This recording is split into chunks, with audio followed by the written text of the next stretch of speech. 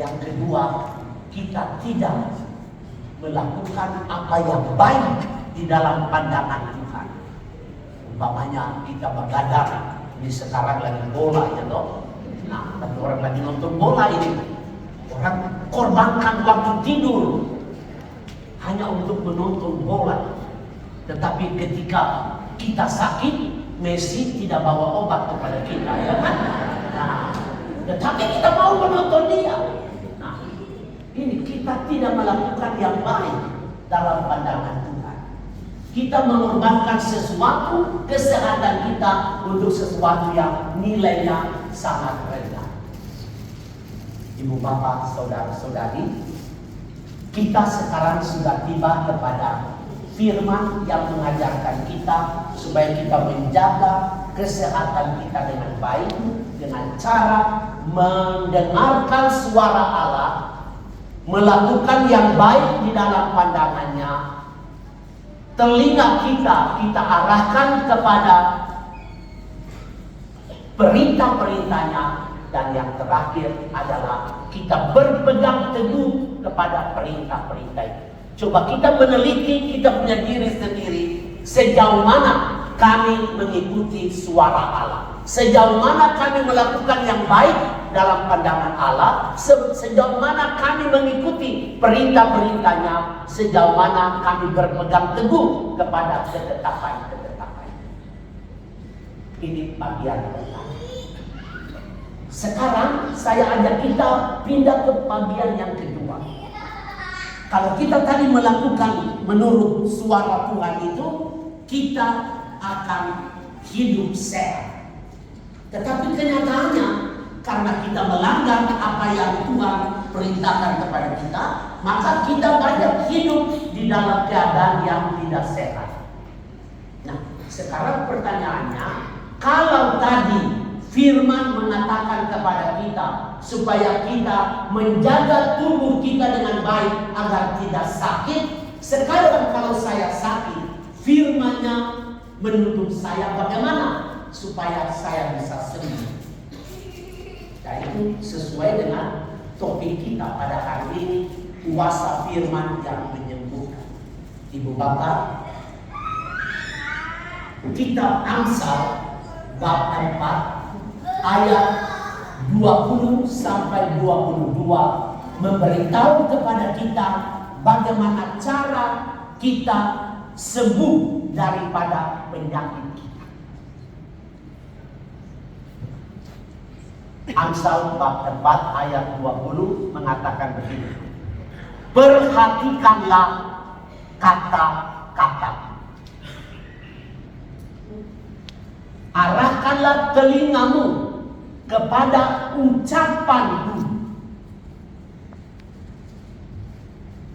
matamu harus tertuju kepada firmanku.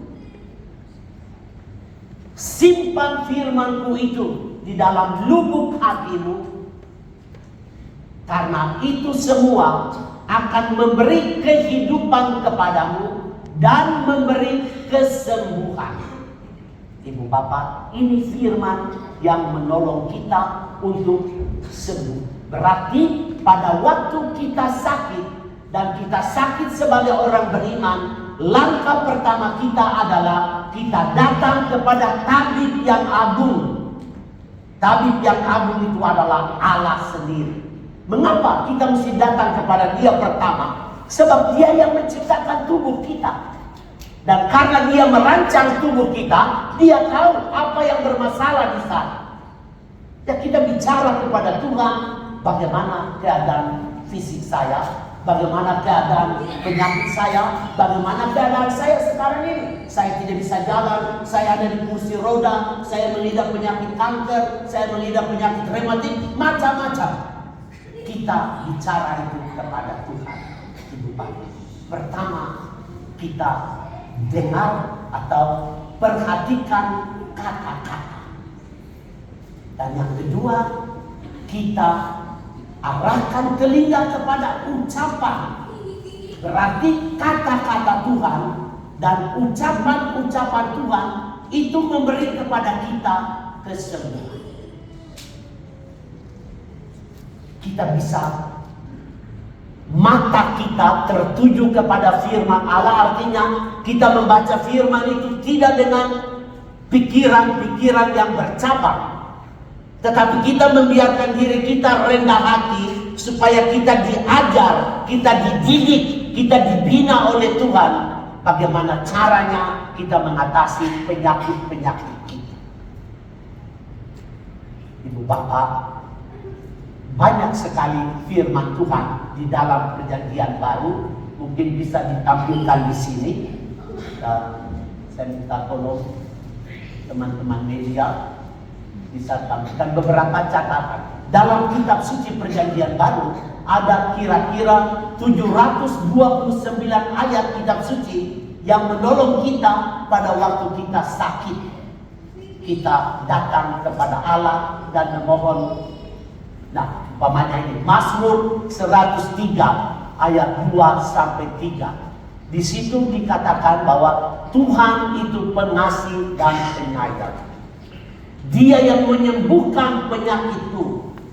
Dia yang menghindari aku dari liang kubur. Ini salah satu Mazmur 103. Ada 729 ayat kitab suci. Dan pada hari ini kita semua memenuhi undangan dari Santo Yakobus bab 5. Jikalau ada orang sakit, panggillah penatua-penatua supaya mereka mendoakan dia dan mengoleskannya dengan minyak. Doa yang lahir dari iman akan menyelamatkan orang sakit itu, dan kalau dia berdosa, dosanya diampuni. Sekarang ini kita sedang duduk untuk memenuhi undangan Tuhan melalui Rasul Santo Yakobus bab 5. Ibu bapak, saudara-saudari, ayat-ayat kitab suci saya sudah katakan 729 ayat dalam kitab suci yang menolong kita pada waktu kita sakit. Kita boleh membaca firman itu dengan bantuan dari kitab Amsal tadi. Perhatikan kata-kataku, arahkan telingamu kepada ucapanku. Apa yang Tuhan bicara kepada kita di sana? Janganlah firman itu menjauh dari matamu. Jangan cari sumber-sumber lain, tetapi firman Allah. Dan yang ketiga, firman itu simpan di dalam lubuk hati, dan kita bisa merenungkan itu untuk menolong kita semua. Bagian terakhir dari permenungan ini adalah bagian kitab suci yang tadi dibaca, kitab Yeremia